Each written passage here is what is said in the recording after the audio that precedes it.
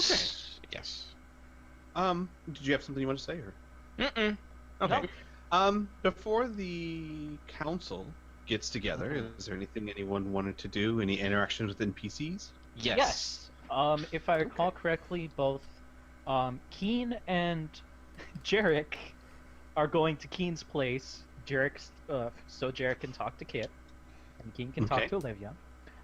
And the other PCs are going over to Pearson's house. Yep. Okay. So we'll do that one first. We'll do okay, let's do Keen and Olivia first. You find okay, we'll say this. When you get to the house, Kip is outside and immediately starts taking Jerick's attention and starts kind of herding Jerick as best he can another direction. When you get inside, the first thing that you would notice different about Olivia is she has a fine scar running down the side of her face, from her temple down to about the middle of her cheek. It's very light, it's very fine. However, you've spent enough time with dragons to know that in order for such a thing to show through in their human form, it is worse than it seems. Whoa. What happened? Well, hello to you too. Hi. It's been a while. It has. How Come have you here, been? come here. She waves you off. Oh, I'm fine. Just went on a reconnaissance mission and well, got lucky. Well, we kind of went on a sort of semi-reconnaissance mission ourselves, and I kind of got lucky, I guess. And then he will proceed to tell her about what happened in Cullhaven. Are And- you okay? And after she'll say, "Are you okay?" I think so. I got a lot better after I got some food in my belly, but it's gotten really difficult to shift back into human form. Well, I can imagine it would be. I am. No, I mean, it took about half an hour to get rid of my wings. That used to take less than a minute. She nods and she says, "Well, yes, that's not entirely uncommon. Some dragons, when they begin transforming into humans, go through a similar thing. The best way to describe it is when you first manifested your wings, you did a shadow of what they once could be. Now that you are learning to manifest them more fully, you might find it more difficult to unmanifest them. I see. It is nothing dangerous, but it can certainly be, shall we say, annoying." Yeah. I was very worried back there. For the time being, I think it might be best if you limit your transformations as much as possible. Yeah. Anyway, let's and she says, let's not spend time talking of that. I've been summoned to a meeting. I am sure you've been summoned too. Let's spend time together, which I am going to gloss over with a passion. Yes. Do that. Okay. So, Good call. on the outside of the house, Kip talks almost nonstop to Jerick, and then after they're alone, he kind of stops and gets quiet, and he says, "How are you?" Jerick lowers the bottle from his lips.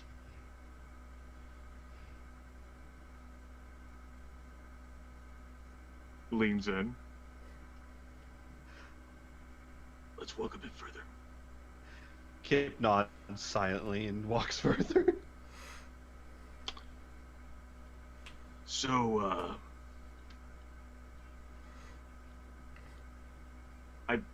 someone's playing Justin Bieber's Baby in the background, and I can hear it through the headset. No, they're not. That's just someone's fault. didn't want to call that out, but just thought like it was like shattering the roleplay moment. I didn't even hear it. My headset is good. It's a Yeah, I guess so. I can't respect you anymore.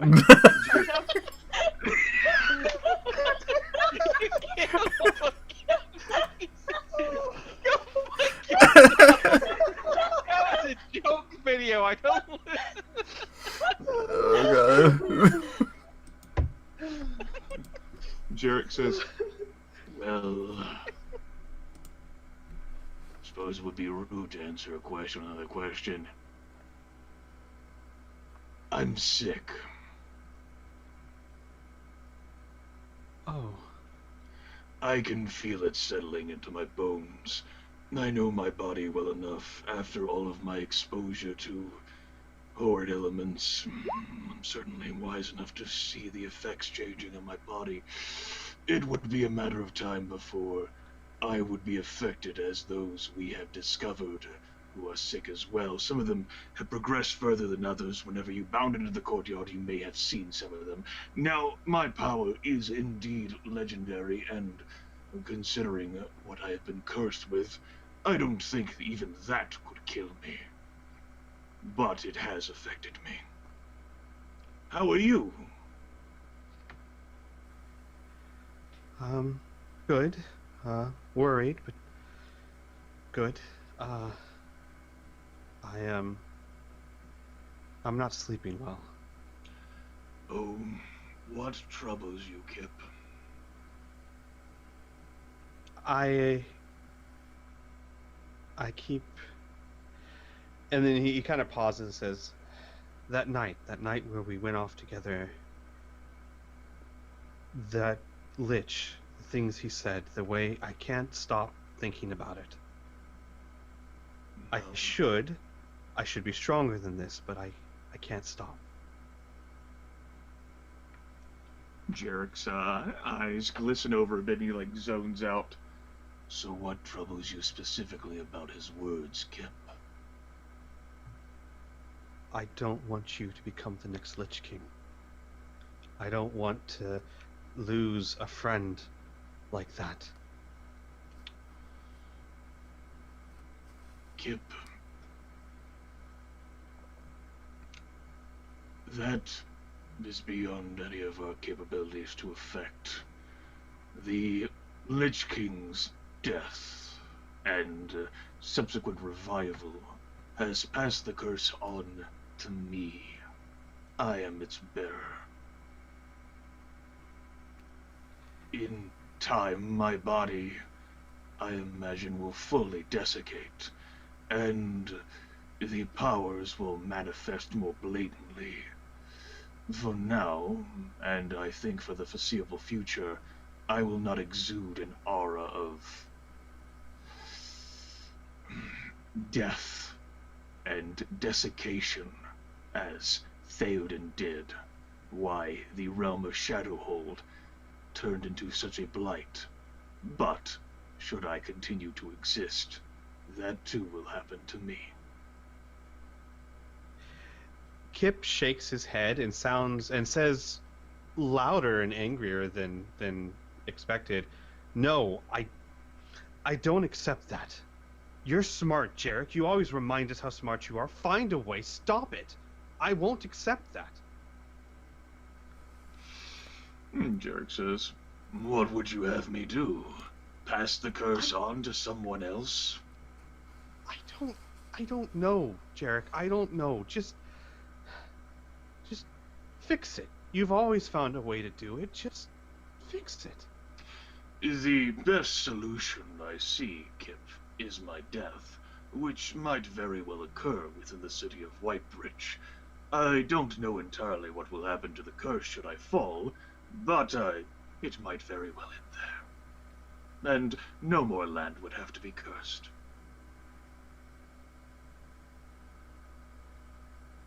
He's quiet for a very long time, and oh, good.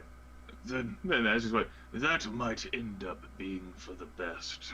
After all, I can't stay for too long among the norms, especially not when my body begins changing in earnest. Kip is quiet for a moment more, and then very quietly he says, I never thought I'd see the day where you gave up. And then he just kind of turns around and starts walking away. Jerick actually offers a laugh and says, my life ended on the beach the moment I lost my arm. Kip would spin around and very angrily say, I don't believe that. I don't buy that. Well, Kip, maybe when you get older and actually understand a bit more about the world, you'll actually understand that not every life has a happy ending. He kind of spits back, yeah, maybe. Maybe I'm young. Maybe I don't get it. But...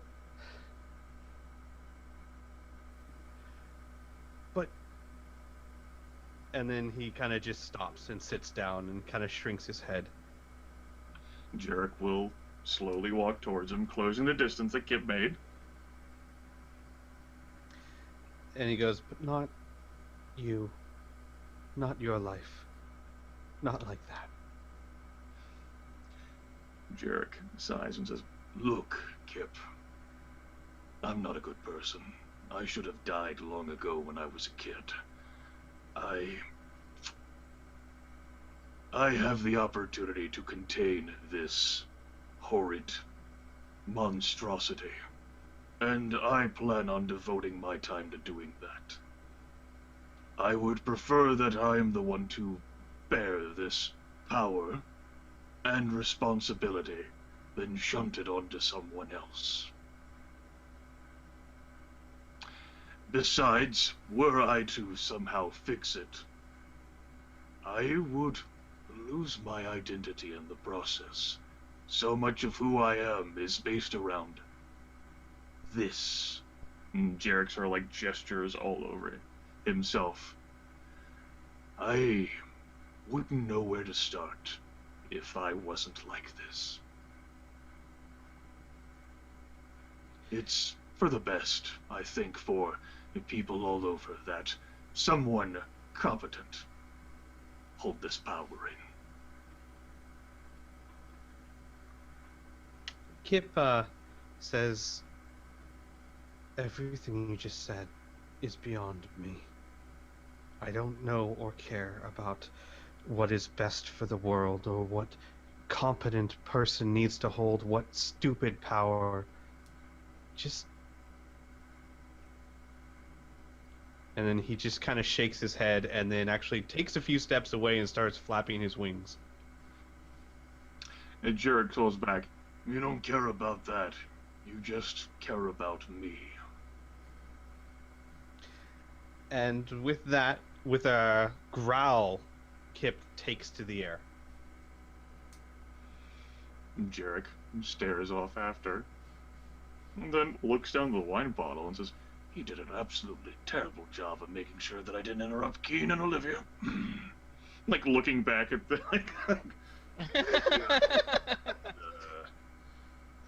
No, I suppose she didn't revive the Lich King. Just him. I'll let him have their moment. Back to the bar. Back to the bar. Okay. Pearson. Mm-hmm. You would head back to your place. Yes. Yep, I'd be, mm-hmm. Oh, no, go ahead.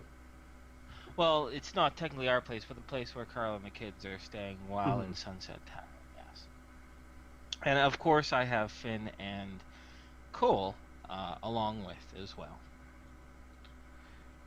Okay. As you guys approach the small house, in the preceding 6 months, you guys, since you have a family, you were given lodgings inside the city itself when things seemed to be a little bit safer. Because over the 6 months, I would ask if Pearson would think over the 6 months things might become more secure or safe so that they can get out of the stuffy palace. They definitely would have been asking him over and over. Yes, no, definitely. Get them out of that palace with all those frou-frou elven royalty. Get them in a good, honest home. As you approach the small house, you see wisps of dark smoke. Okay, now someone else is playing in the background, and it's not me. Don't ruin my moment. I listen to yours. That is actually, guys, that is what you hear every time Kip flies past. So majestic. No, as you approach the house, you notice small curls of dark smoke escaping from one of the windows. And as you walk inside...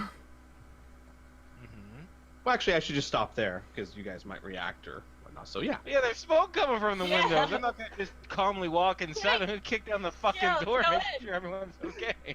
You kick down the door, and when you kick down the door, you see across the living room into the kitchen, you see a very frantic Skye wearing an apron, and her face is completely smudged with flour and some sort of oil.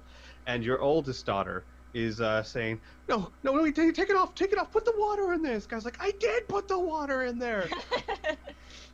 You're burning them. I know I'm burning them.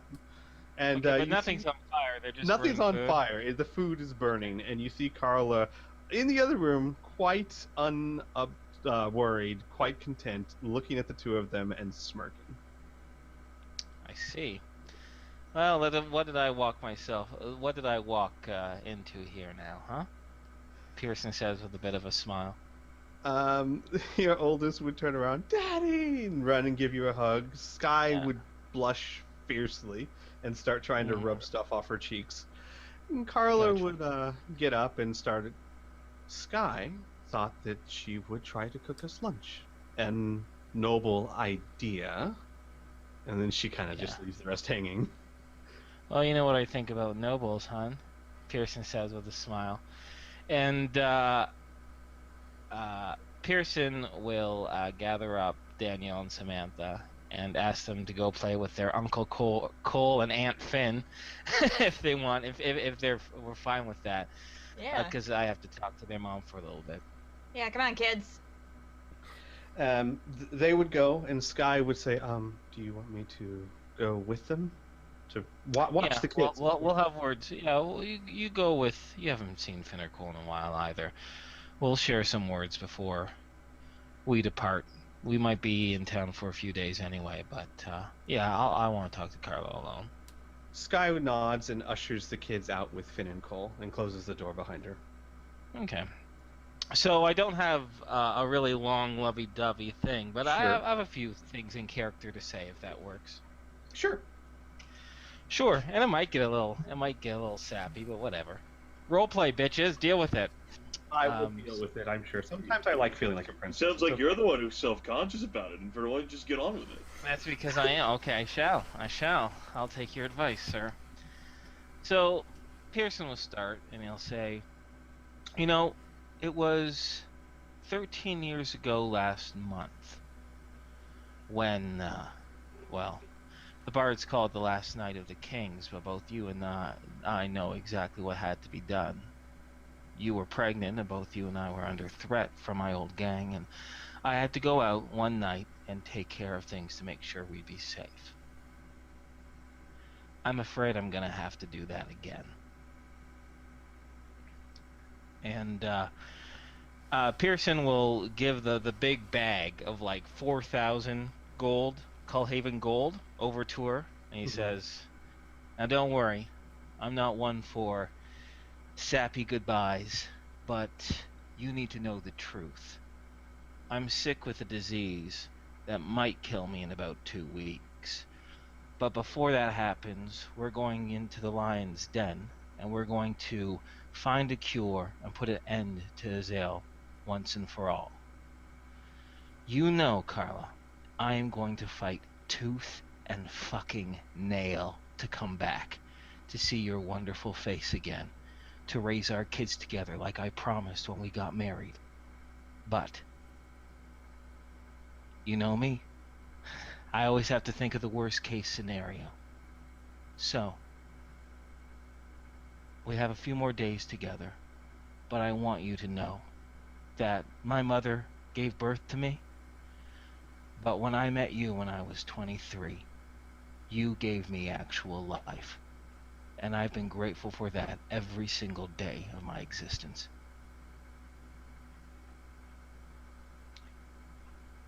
Carla listens to everything you say, and about halfway through it, tears are streaming down her face. And she does something a little surprising. She says, "Damn you."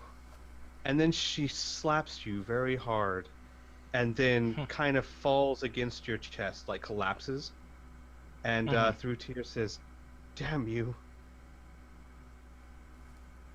Okay. And you know what? I think that's a very nice cinematic way to just end that little scene. The rest will be resolved, narratively speaking, that type of thing. That was a nice little sweet little moment. She will say one thing that we'll just do narratively. Sure. After things calm down a bit, she says that for the next few days she is not leaving your side, and she doesn't care where you're going, what you're doing, what she's allowed to know or not to know. They would have to drag her away. Yeah, that's it. That's my Carla. See, they're afraid of me. They should really be more afraid of her. But yeah, no, she can come to the council meeting, and before we depart, we'll stick together like glue. Not a problem. And is it safe that you both agree that the children should not be told such things? Yeah, probably not. Yes. No. Yeah. Probably not. They don't need to know. They know Daddy risks his ass all the time. They don't need to know how bad the situation is this time. Mm-hmm. All right. Then Finn, Cole, Danielle, Samantha, and Sky. What are you guys doing? I don't know. What room have we been taken to? You're outside. You're out in the Oh, we're front yard. outside? Yeah. So, what do you girls like to do when you're outside? What kind of games you guys like to play? Huh? Samantha charges Finn and says, "Tickle fight!" Oh, gosh! Finn will not be prepared and get knocked over. And Finn is attacked by two little girls. Cole! Oh, they're vicious. They're Cullimore children. Watch your eyes and your butt. I can't stop laughing. It's like little pinches.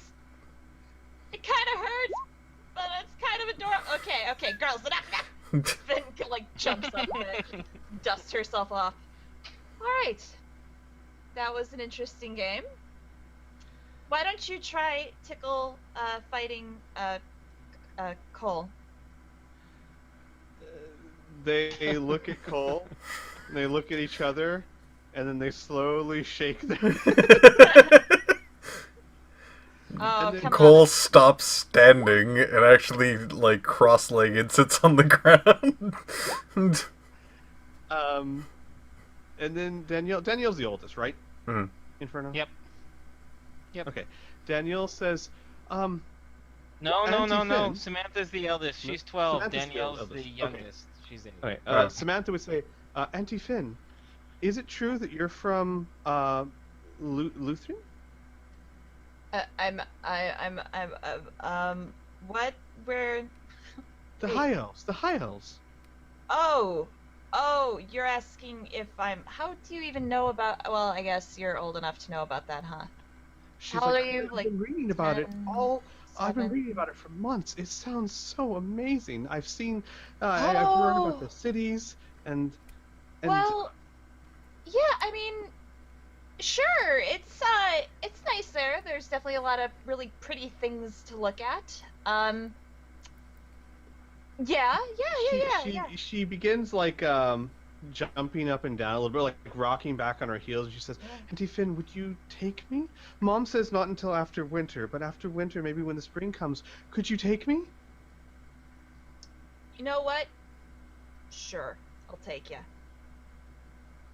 Really? Yep. Okay. Finn's honor. She kind of stands up straight and she says, "All right, you and me, we're gonna go see Luthien in the spring. And you're not gonna be too busy?" No, I'll make time. We'll figure something out. And then she holds out her pinky. Promise. Finn stares at her pinky. Go ahead. I promise, and she'll grab her pinky with her hand and shake it. Her little hand will take your wrist and kind of take your pinky and lock it with hers, and like this. This means you have to. Yeah, I will take you to see it after winter, though. With that, she giggles and hugs you. Finn kind of solemnly hugs her back. And with that, you notice Danielle, trying to tickle Cole, but doing so very nervously. Like, tickle, Nervous step tickle. back in case you might bite her or something, you know? Tickle. Cole, actually not being the most ticklish person, plays along. The laughter from Cole seems to make her more nervous, as a giant orc laugh is not exactly something children would be used to. Unless there's anything else, we could call that a scene. I think that's fair. Mm-hmm. Then, while over at the Cullimore household, if you like, guys, I don't have to. It doesn't have to be on one-on-one with Sky. Do Finn and Cole also want to have a talk with Sky or be a part of this conversation? I mean, yeah, if you're doing it out in the open. Yeah, we'll do it out in the open, like maybe in the threshold by the door before we leave to go to this meeting, right? I guess Carla's coming with us, but still. Yeah. If that works for you guys. Sure. Okay, sure. So, hopefully Sky cleaned off the burnt powder on her face. Yes, or flour. yes. She's actually prepared for. She's actually in battle dress now or her uniform of the Lady Celine's personal guard. Since you guys are headed to an official council meeting. So Pearson will say, as bluntly as he normally does, and he says, Your home where you were originally from, it was destroyed, wasn't it? Yes, she was. She was? Yes. She had the name. Her name was Gaia. She was beautiful. She's so mute. So mute! Alright, sorry, we'll she bring nods. Yeah, and Pearson will look to Finn and look to Cole and he'll say, in a few days, or even sooner that we hope, we're going to go into Whitebridge. We're going to find Nye, and we're going to kill him. We're going to find Azeel. We're going to kill him too. Want to come with? She stares at Pearson for a small moment with a very intense expression. She says, absolutely. Good, Pearson says, and he gives a bit of a smile. Because I have a feeling we might need you.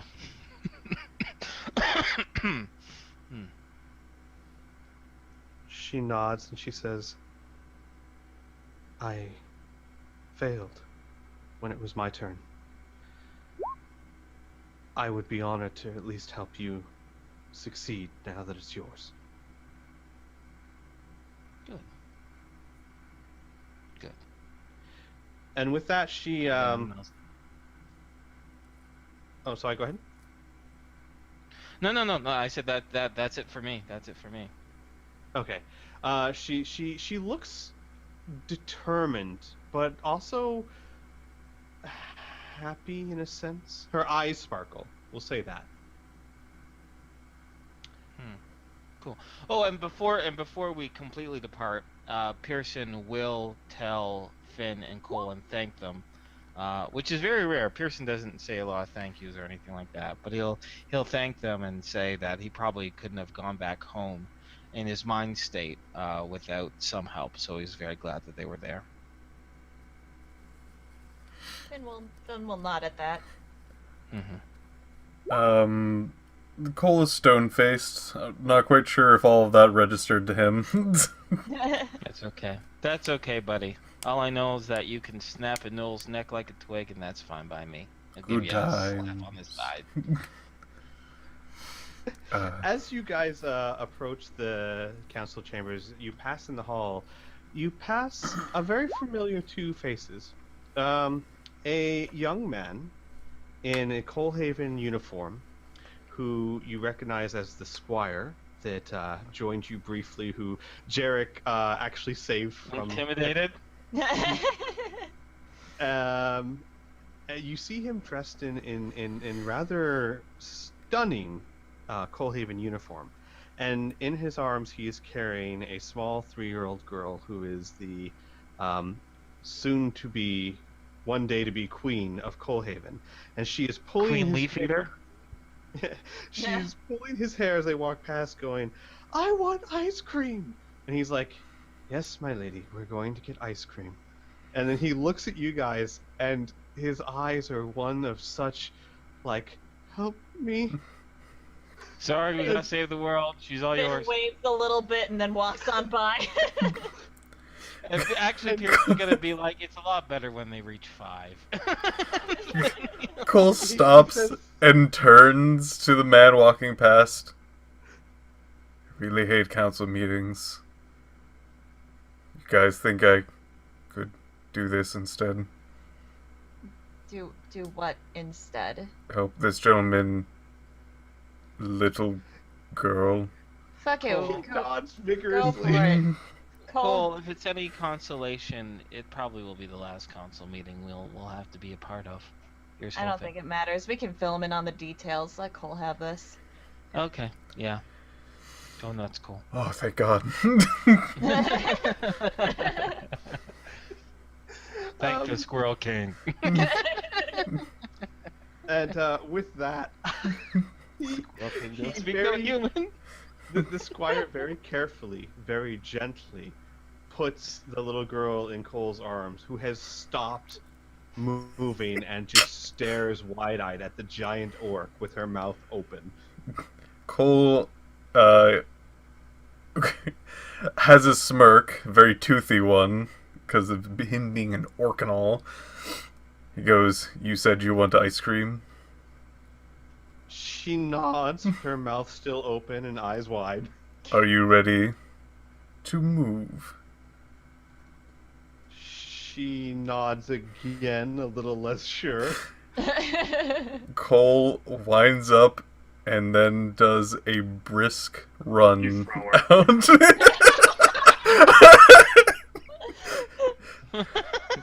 Are you ready to fly? Jerick, I have some mixed news.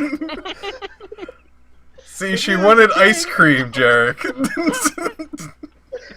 Good news is that you're king now. Bad news is that little girls can't fly. Okay, She's in heaven now. as Cole takes off, the rest of you hear a very surprised and very pleased whoop from the little girl.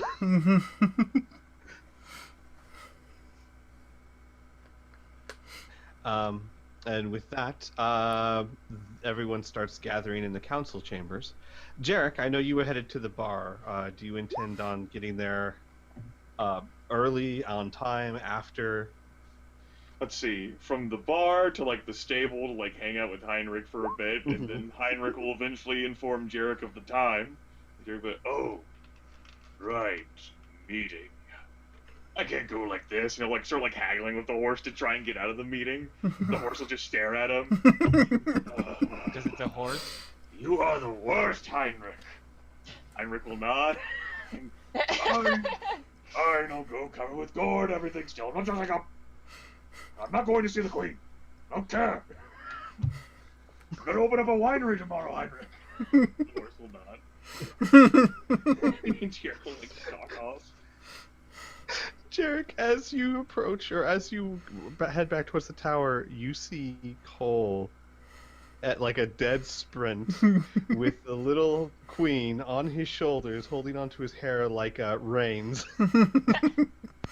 Jerick like stops walking, just watches. Mesmerized. They just like go. Looks down at the wine bottles. Off back in the distance. Not my problem. Keeps walking. Okay, so everyone gathers in the council room. Jerick is the worst foster parent. You do not let him as your foster parent. It's true. Well, I would say though he would be really good at keeping them safe. Like you would not be the person that tries to beat up the kid.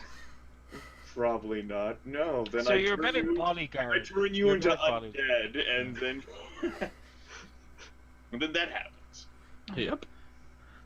So in the council chamber is a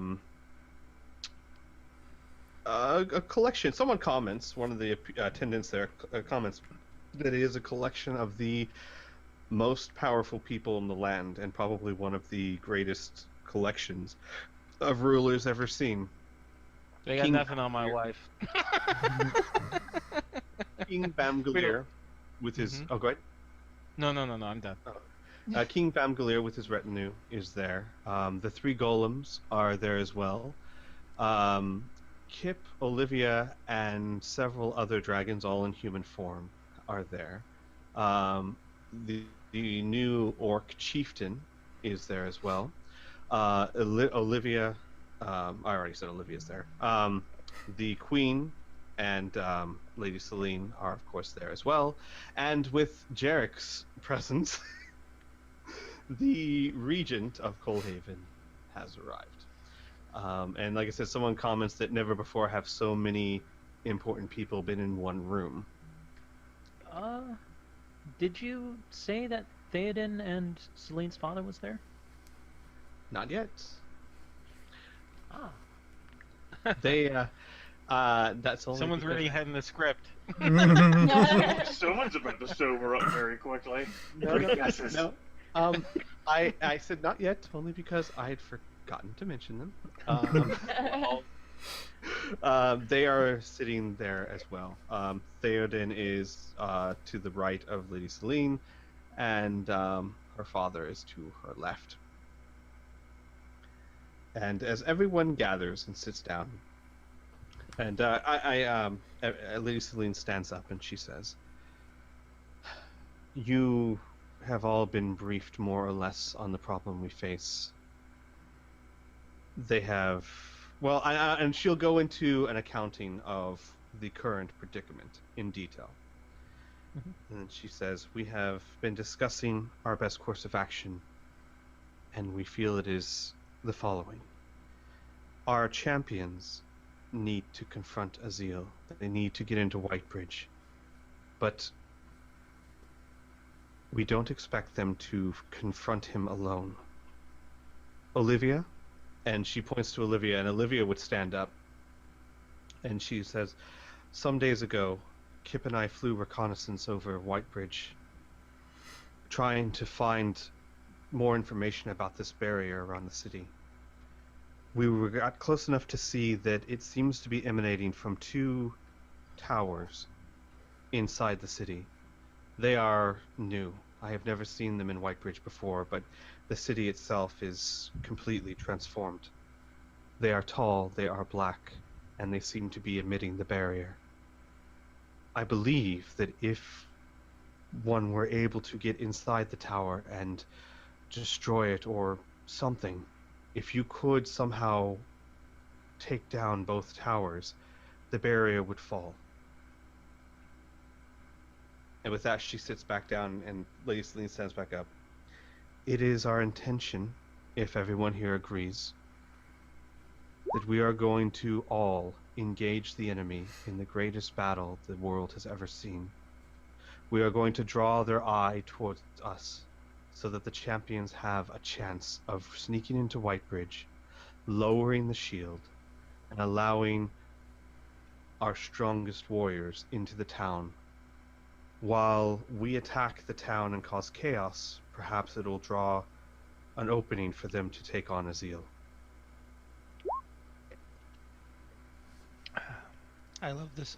I love the Stonebridge Shuffle. Favorite dance. Lady Celine will nod to Pearson. She says, "This task is dangerous for all of us.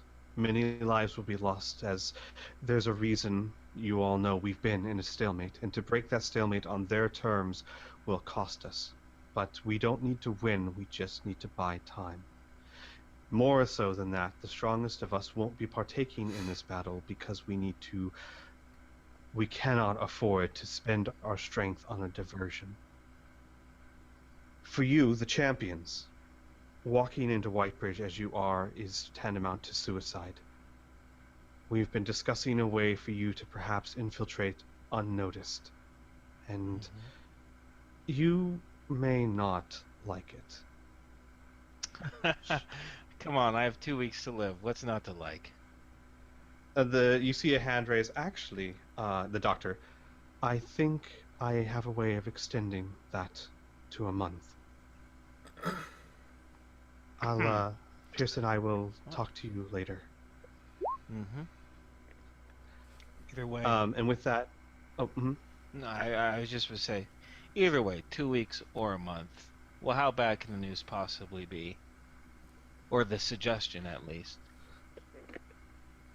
Theoden stands up and he says, "Well." Jerick's eyes immediately cut right to him. Oh. Pearson says he has that. He doesn't say anything, but he has that look on his face, like someone who just regretted asking how bad could it be. Theoden slowly brings up a bag, an ornate satin bag, and from the bag he removes, excuse me, he removes 10 strange pairs of black obsidian daggers. Each dagger is connected at the hilt by a small cable made from the same material. He places them on the table. Jerick, roll me a, if you would please, a knowledge check. What we usually use for your knowledge and lore for magical items. Your Arcana check. Yes, your Arcana check. Wow. Yeah. I don't think he knows a Power single of, goddamn thing. Power of wine compels me. Like I said, completely sober. You know exactly what these are. He's about to explain it, I'll just have him explain it, but just know in the forefront, you know precisely what these things are the second they hit the table. You might remember, like, back in, like, middle school or high school, like, the teacher, like, sort of, like, situations where you always have, like, the student that's, like, sitting in the desk who, like, will nod along with the teachers if they're approving of what the teacher's saying. That's what Jerick's doing. Almost as if he's like, get on with it. Yeah, get to the point where I give input. Theoden begins. These daggers are very unique artifacts of my creation. In order to successfully move and infiltrate Whitebridge without bringing the entire horde upon you, we are first going to draw away as many as we can, and we are going to make you one of them. Temporarily. A simple illusion spell would not be enough. They have powerful spellcasters that could probably see through it. These daggers are unusual. If you are to stab one dagger into any creature, say a demon, and kill it with that stroke, and then you were to stab yourself with the other dagger, preferably in a not vital place, you will take on the image, appearance, and form of whatever you slayed. I don't mean that you will just look like them. I mean you will smell like them. When someone touches you, you will feel like them. If they cut you, you will bleed like them. It is nigh impossible for someone to distinguish the difference. The only way to break the illusion is to remove the small bit of blade that will stay in you when you stab yourself.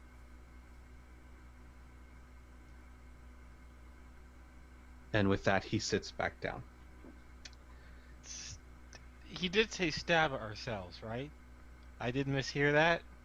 No, you didn't mishear Theoden telling us that we'd have to stab ourselves in order for this to work.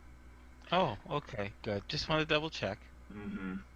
Lady Celine says, point in fact, when you stab yourself, part of the blade will break off into your body and thus maintain the effect.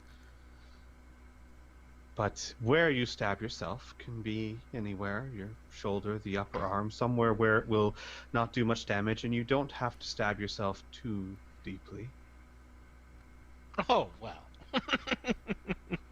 Now that you say it. No, just kidding. Okay. Alright. Pierce isn't going to pause for a moment. Is it fair to assume that's the only option on the table? Lady Celine tilts her head. It is the only one we have come up with that we think bears fruit. Even if we draw out the forces of Azil, you are walking into his citadel. There are bound to be hundreds, if not thousands, of demons crawling through that city. As you look now, you would not last a day or an hour. It is your choice, of course, but I personally do not see another way.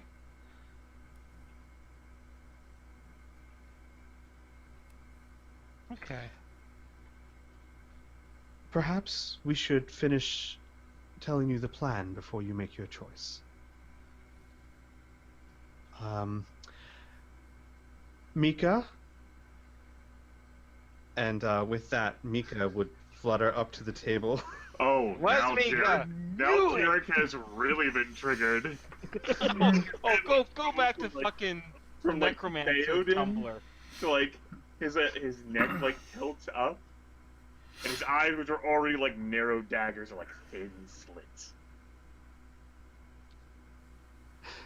Fantastic. Mika sees Jerick and lands on the table and smooths her skirt and goes, Lady Celine has asked me to give you what information I can about what you might see in the city as I, she looks at Jerick and coughs, spent a lot of time with them. What you should understand is that you're not walking into the midst of an army. You are walking into the midst of a city like any other, full of demons. There will be soldiers and artisans and farmers and makers, and demon culture is far more violent and malevolent than ours, but it does bear some similarities. If you look like a demon and act like one, you should be able to move through the city relatively unhindered. Know that demons react and respond to strength. It is permissible for one demon to disobey another and attack them and kill them and even take their place, as long as it is another demon of the same kind. If a lower demon were to try that to a higher demon, it would not be tolerated. But there is some room there. She says, still looking at Jerick. I like the usage of my webcam here, I think. So, let's say I pick up the dagger, I kill you with it, stab myself with a dagger, I turn into a fairy, you're recognized, I sneak in fine without a problem.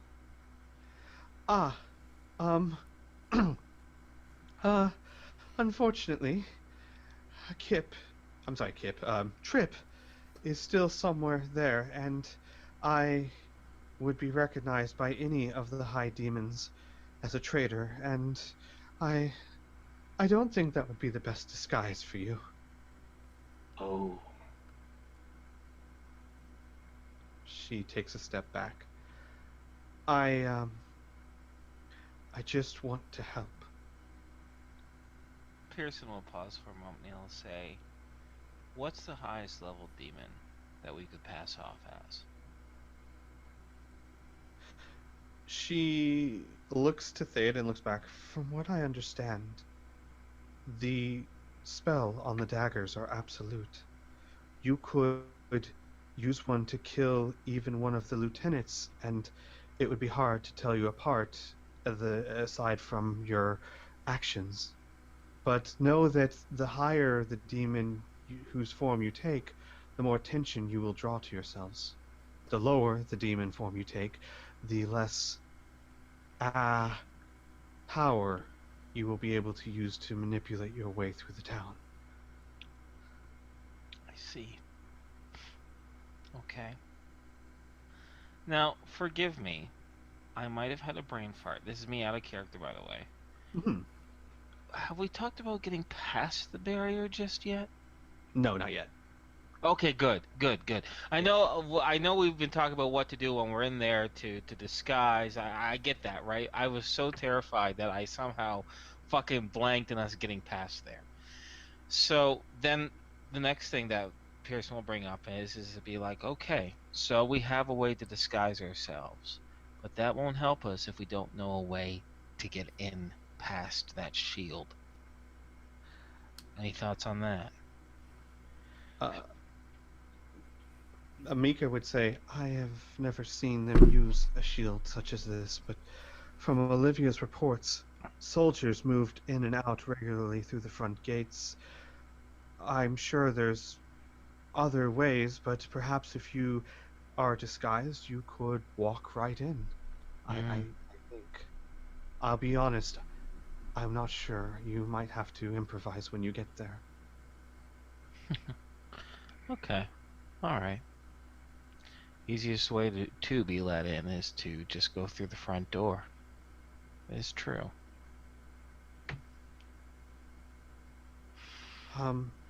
If there's any other questions about, she says, staring at the table, Demon Society that you think might help you and that I could answer, I am at your call.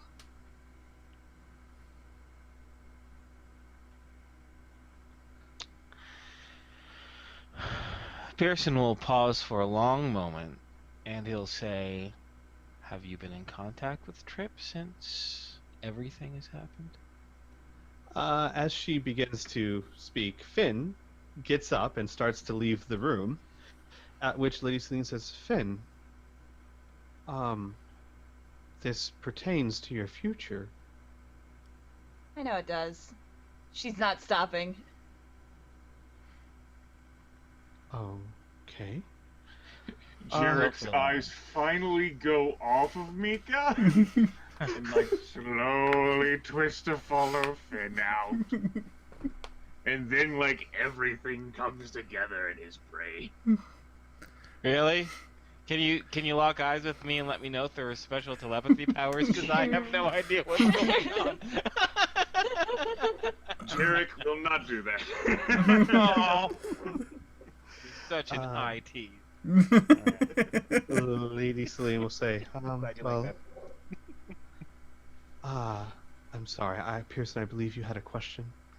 Yes, have you been in contact with Trip since everything happened? Amika begins again. No. And I think that if I did, he would try to kill me.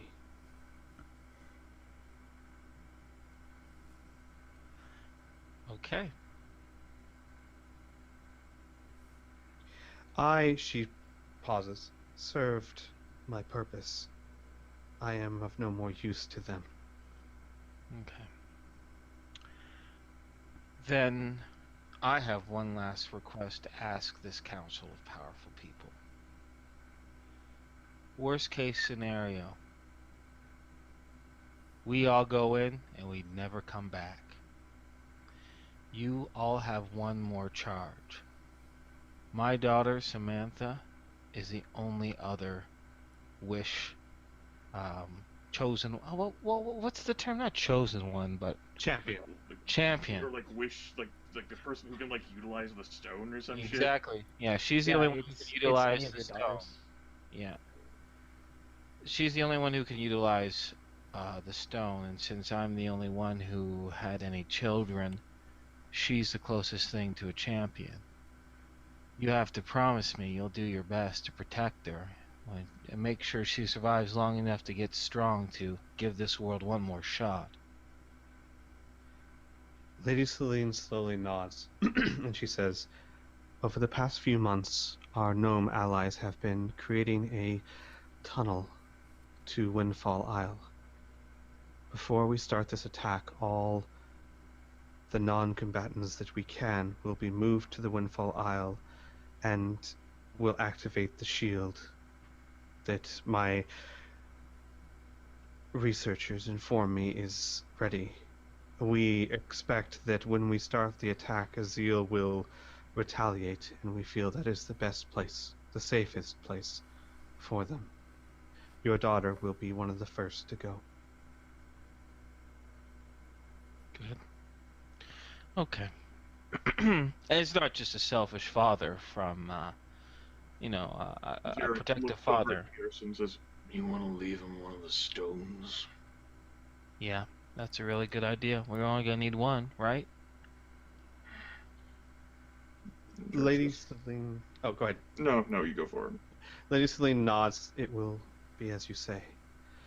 Once you're inside, it is of course up to you how you proceed. If you can take down the towers, all of the might that we have at our disposal will be there to aid you. But if that is unavoidable, well, you know your true target. Mm-hmm.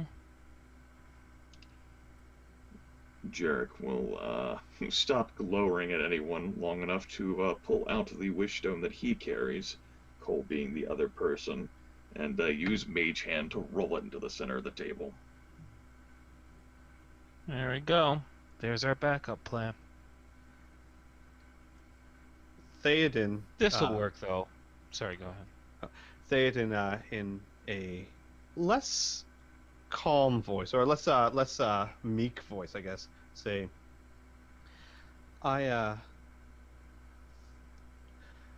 think perhaps we have enough time, if we all move quickly, for you to spend a little bit of time to assess the situation once inside. If you can find Nye and a cure before you defeat Azil, you might save a lot of lives. I fully expect Nye to unleash these demons during the battle. Oh, yeah. Nye's definitely a target. And the good doctor might buy me a whole month. And speaking from personal experience, it can be shattering to an army's morale when their own troops start being used against them.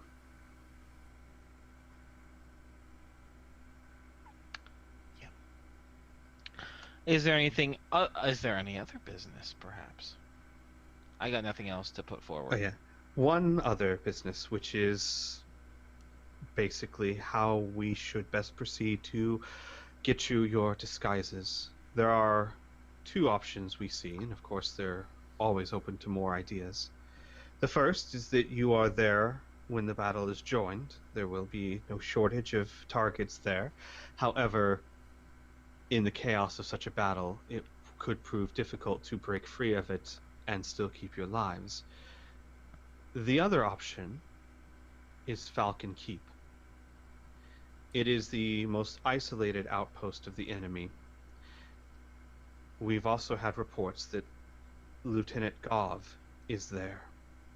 It might be an opportunity to gain some intel or perhaps some powerful disguises. However, if you do so, you would have to do so alone and unaided, since after you get your disguises, you would then have to continue on to Whitebridge.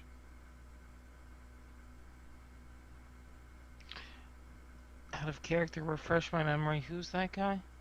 Gov is one of the immortal guy. yeah, The Gov is immortal. one of the lieutenants that is the immortal. That people have said they've killed him over and over, but he always Oh, pops up. yeah, stupid Yeah. Gov. Yeah. Think Rasputin, essentially. Yeah, what a whore. Mm-hmm. We never saw Fear or Fire either. Jerick looks over at Pearson and Keen and says, Falcon Keep. To the northwest of Whitebridge. I'm aware of its location. I'm saying Falcon Keep. Oh. Yeah. I agree. It would be the most. They wouldn't expect it. That's Yeah. for sure. It's a bold move that they wouldn't see coming. Because let's even assume that they're wise enough or figure enough that they might see through the distraction, right? They'd assume that we'd head straight to Whitebridge. They wouldn't assume we'd go to Falcon Keep. I think that's a keen idea. Yeah. Well then, I think we all know what we need to do then. Okay. Out of character, real quick, for those who are not there, since players should have a say, is everyone who's not at the meeting fine with Falcon Keep? Oh yeah, I'm cool. Yes. Okay. I've opted out of the Oh. meeting, so what players say, I am more than okay with relinquishing Agreed. my vote. Agreed. Okay, I just wanted to make sure. Cool. Then Lady Celine says, then it is agreed. On the day we join battle, we will slip you through the lines to get you to Falcon Keep. With any luck, their numbers will be at a minimum. I leave it in your capable hands what you do from there. I have been informed that Sky will be going with you. Okay. She volunteered. We asked and she said yes. She nods and she says, better she be of use. It is frustrating that the rest of us will have to be sitting there waiting for you to take down the barrier. I'll have to pass orders along to the troops back home. Make sure that they know to take your orders for the time being, Lady Celine. I appreciate that. One last thing. She holds up a milky orb, and she says, I've spent a lot of time preparing this. Should you manage to take down the barrier, smash this against the ground. It will not break unless you will it to. When you do, everyone within the magical barrier I have prepared on top of the tower will appear where it is smashed, and we will bring chaos to the city. A back door. A magical back door, but a back door all the same. Where we will send a full might against their weakest parts. Sounds Like back kinky. stab. I don't see that in character. Yeah. All right. Yeah. Okay. Who I say we should have such great magical artifact be in Jerick's care.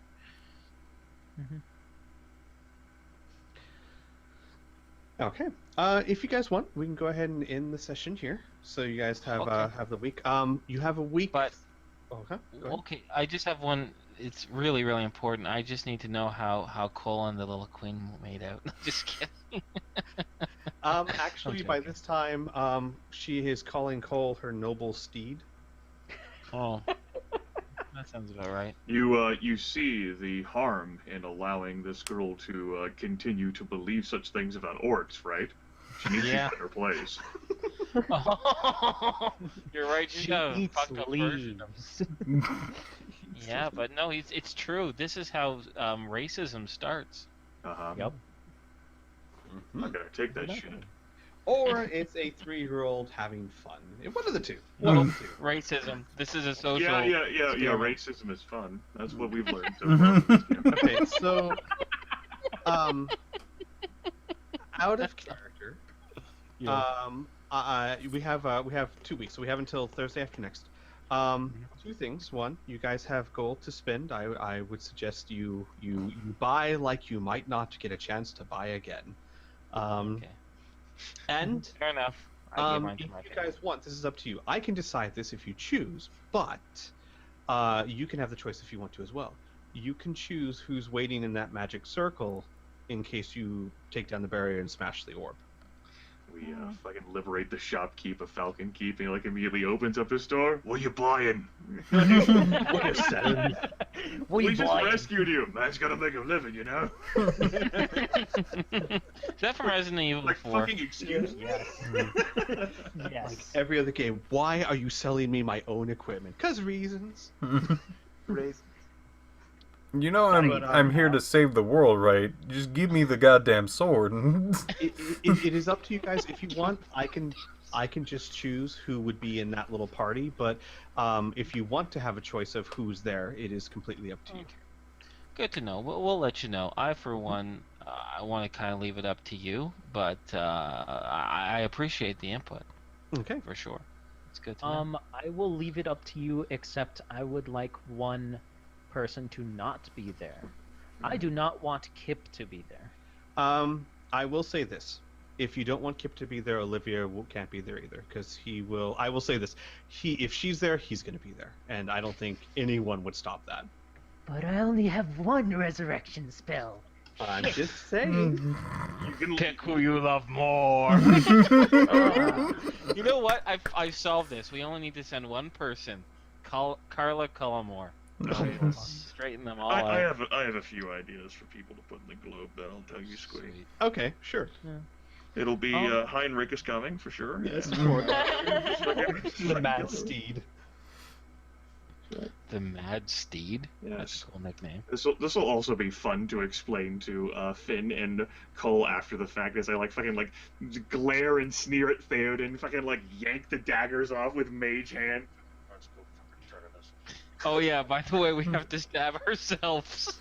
Yeah. We're not Yeah. I was there for that part. Yeah, but Cole wasn't. He's gonna throw those daggers if we don't Yeah. tell him. Oh, and by the way, Nicole Mika just was chucks there. Mika and Theoden were telling us all these things that we should do. You have to kill a demon with a dagger, stab yourself with the other one, and then you will become them. This sounds like a plot like the former Lich King to me. Yes, but how Even though I long know is the exactly cord? What they do. Can you imagine? That's what he does. He fucking tricks us all to be little. Oh my god! He was the Talk about the mastermind the long whole time. time. And then our souls slip into the blades that we thrust into our bodies. We hear the hollow laughter of the Lich King. And now we're Derek's undead. Well, Well, hope you're all happy now as we're hearing these soul-bound daggers. I don't even hate to say I told you so. Because, I I stabbed myself too. I lost fucking mine. called They need called it. they need longer cords. I lost mine. Actually, this is the group. So as the four of them stab themselves and become sucked into soul daggers, Jerick's like, oh, guess I'm going to another plane. Just fucking go to another world. He pulls a cellar and just opens a portal to another world that knows no evil. And Yep, time to go now. I take Cole's Hey, I know wish this stone place. and then fucking use it to go to a world that doesn't know evil. I fucking take the daggers with me. And then, because I carry the curse of the Lich King, I introduce them to evil. So you become seafood. We've come full circle. Yeah. yeah. But you know what makes Squeak, me feel happy, guys? Even now, that fucker Seafeed is still underneath the ocean. Yeah. and you got to kill him again. Yeah. Yeah, we Yeah, did. well, his representation. Yeah. Well, he felt every inch of it. So. Oh, good. You can think about that while he's. Now won't be some shit as we go to White Bridge and he's there again. I haven't forgotten. Oh, come How are on. you leveling up? Yeah. You'd be surprised how dangerous the fish are down there. He's still. That'd be adventuring great if he over just here. my vengeance is complete and swings at us and does 2 points of damage. Yeah, exactly. He crits for 4. Son of a bitch. Can't hit anyone's AC. Yes, Vern, you were saying? We wouldn't happen to have or be getting any magical items, would we? Tell you what, over the next 2 weeks, I will make a list available, and I will make a list available, and I will attach some prices to them. Even though normally magical items are not sold, a man's got to make a living. So All right. I feel as if we've literally just had this discussion like less than like 10 minutes ago. What are you buying? Basically, that way, a little bit of resource management. If you want one of these magical items, you might have to. Yeah. You do realize I am the lord of an entire nation, right? Yeah, that means you have more coin to spare, right? Yeah. I actually thought about that. I was like, Oh. yeah, but you'd have to send a message to Ironhall. They'd have to open the treasury. So what's stopping me from killing you? It's not like Lady Celine's gonna stop me. I'm one of the champions. I'm going to end the demon invasion. I'm going to kill you and take all of your magic shit, and there's nothing you can do about it. A fair point. However, I'd like to retort with, I am the merchant. Cuckoo. When I die, my inventory goes too. The main guy of Coalhaven? Wait, That is you're the probably main like- guy of Coalhaven? Then let me mark this up to 3 times the price. Here you go. Let me make you aware that if you kill me, all of my goods are stored in this chest that you cannot pick. It requires a key. So I'm going to use my knock spell and unlock the chest. I ate the key. And don't you try putting a bucket on my head either. That won't work. No, even better. All my goods are up inside of me in my So- anal cavity. So I'm going to cast Speak with You'll Dead have to reach upon up you. there with your After I hand kill and you, go like I'm going to that. figure out how to get your stuff. After I cast Speak with Dead, and then I'm going to raise you from the dead. You see like Finn trying to put a bucket on their head and start taking their stuff. I can see you. See you. No, you can't. Seriously, guys. Shut up! You have a seriously. bucket on your head. You have a bucket on your head. That sucks. It's so dark in here. Why is it so dark, huh? I don't know. It's pretty crazy. I was Merchant, I really don't understand how you even think for one iota of an instant that you could challenge me. I had like 2 instances this session just on the brim going, I'm sworn to carry your burden. That's like every time Jerick says something, the merchant's like, things just got marked up 10%. 15, you want to keep going? Then the merchant's dead. His son takes his place. We have a long lineage. He has 50 sons. Jerick said, like, you know, making someone kneel is a quick action for me, so I can get 3 of you. One go. You're powerful, my lord. Nail, But don't you nail, underestimate the resolve of a merchant line. I have septims and septuplets. Oh boy. And Yeah. you know, that's when I'll pull up a trump card. I got some specifically for these motherfuckers right here. It's gonna be good too.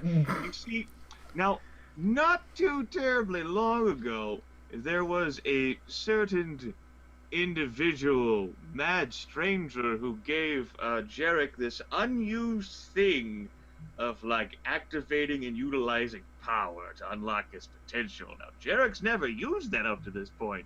But that merchant line thinks it's gonna get one off on Jerick. Jerick's got some bad news for the merchants. Oh, I was gonna say I can say this out of session or out of character.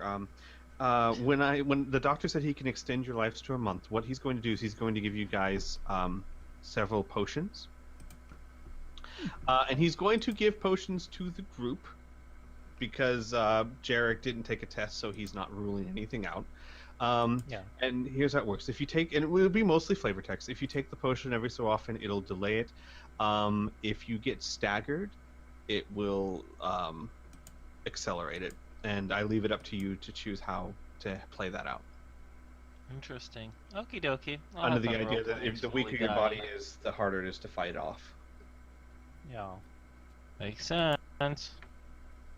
Sweet. Oh, and since we're explaining stuff out of character here, let me just share this idea that I had with the group. Yeah. So like nuclear bombs or something. Yeah, no, this it- is sounding very, very shady. I know. I have plans. Do you need God to step out of the room or something? No. What a good This is what I'm thinking, one we all- of us. Fuck It's, you, Lord. it's the reason why I was playing Keen sick this session. Mm-hmm. That's the reason, just for In- funsies. In any case, everyone on the stream, thanks for watching. I am going to call it quits because I have been sitting in this position for quite some time. I'm gonna go Okay. sleep or Yeah. something. Yeah. Mm. Or Have change good vision. Ooh. Yeah. Winky face. But no, I think this Change worked well. visions. So until I am cleared to actually sit up for long periods of time, we can do these sessions and we'll be good. All right. Cool. Groovy. Great. All right then, I will see everyone for Ardenfell next Thursday. Next Thursday. Mhm. Yes. Good job. What now?